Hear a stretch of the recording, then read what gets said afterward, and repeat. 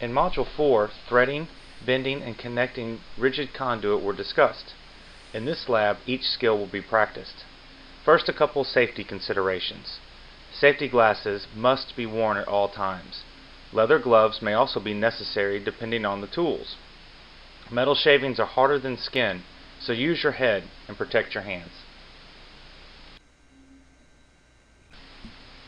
This is the part list for the most basic version of this lab. At a minimum, a piece of conduit or pipe and a piece of flexible metallic PVC coated conduit are needed as consumables. A cutting tool, a threading tool will be needed, as well as tools to clean up the edges. Finally, some fittings to connect the conduit will need to be located.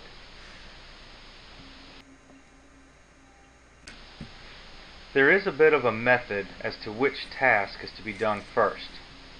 Machine threaders must have straight conduit, and hand threaders have a poor success rate unless they are held square to the conduit when starting. So that means start by threading the conduit. Don't forget to clean the oil off.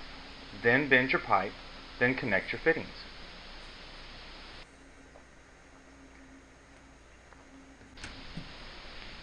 This is where lessons from the past show us how easy it is to overthink a task.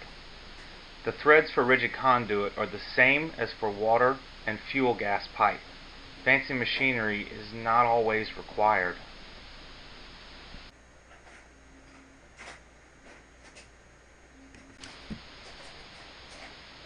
The pipe threader in these photos is a two-handed model from the 1970s found in a supply closet. The left photo, the die is put in place and the set screws are tightened.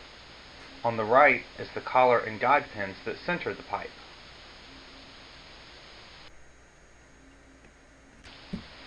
The conduit was cut using a tubing cutter, then prepared by filing the outside edge of the lip to make starting easier.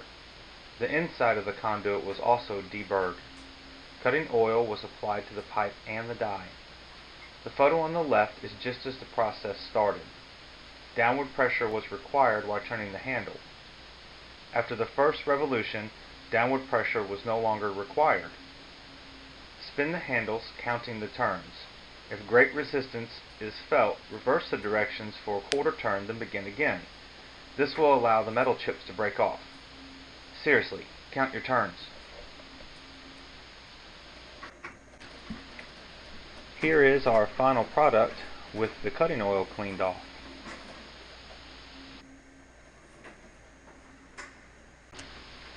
With the threads done, bend the conduit and connect your fittings. Being able to thread conduit is a base requirement to work on any construction project. Take the time to understand the process. Then see how the process is applied to the specific tools you're using. The tools will change, but the process will remain the same.